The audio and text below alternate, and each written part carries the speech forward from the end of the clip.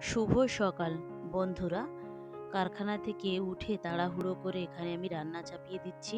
আজকের এ বাড়িতে মাছ মাংস কিছুই ছিল না, তাই এখানে উচ্ছে আলু আমি চচ্চড়ি করব আর কচু আলুর তরকারি রান্না করব।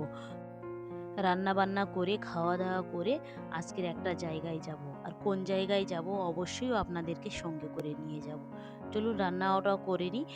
আর যেহেতু মাছ মাংস কিছুই ছিল না, তাই আমি এখানে কটা ডিম ভাজা করে নিচ্ছি। আর ডিমটা ভাজা করতে করতে হঠাৎ মনে পড়ে গেল যে শুটকি মাছের কথা।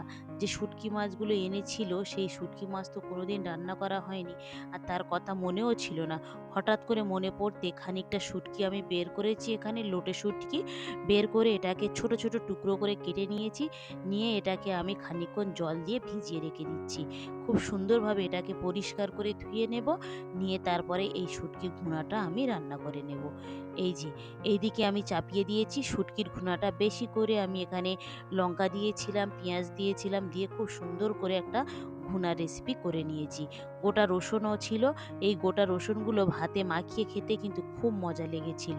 খাওয়া দাওয়া কমপ্লিট করে বের হয়ে পড়লাম কোন জায়গায় যাব, চলুন দেখাই। এই বর্ষাকালে যেখানেই যাওয়া যাবে দেখা যাবে রাস্তার ধারে ধারে পাটের কাঠিগুলো শুকাচ্ছে। দোকানে ঢুকে সবথেকে বেশি ভালো লেগেছিল এই যে বসার জায়গাগুলো দেখে। দেখতে একেবারেই ঢোলের মতো, আর প্রথমেই ভেবেছিলাম এইগুলো হয়তো কাঠের তৈরি। তারপরে বলল এই প্লেট বা টাইলসের মতো কি একটা জিনিস আছে, এখন নামটা মনে করতে পারছি না, ওই সমস্ত জিনিস দিয়ে তৈরি। খুব সুন্দরও লাগছিল, আমি বারবার করে ওটা ধরেও দেখছিলাম। ভিতরে কিন্তু ফাঁপা, আর খুব সুন্দর ছিল জিনিসটা। আমাদের যে সমস্ত জিনিসগুলো দরকার ছিল এখান থেকেই পছন্দ করে নিয়ে নিয়েছি। এখানে এই যে দাঁড় করানো আছে না, এখানে অনেক রকমের প্লেট কিন্তু ডিসপ্লে করা ছিল, সেগুলো আর আপনাদেরকে দেখালাম না। যেগুলো দরকার সেগুলো নেওয়া হয়ে গিয়েছে। ফেরার পথে কটা নাইটিও নিয়ে নিয়েছি। এখান থেকে কোন নাইটিগুলো নিয়েছি চলুন আপনাদেরকেও সেটাও দেখাই। এই যে কালোটা আর হলুদটা ছিল এটা নিয়ে নিয়েছি, আর এই কালারের মধ্যে থেকে একটা কালার নিয়ে নিয়েছি। আর একটা সাদা কালার ছোট ছোট একদম চেকের সাদা নাইটি নিয়ে নিয়েছি।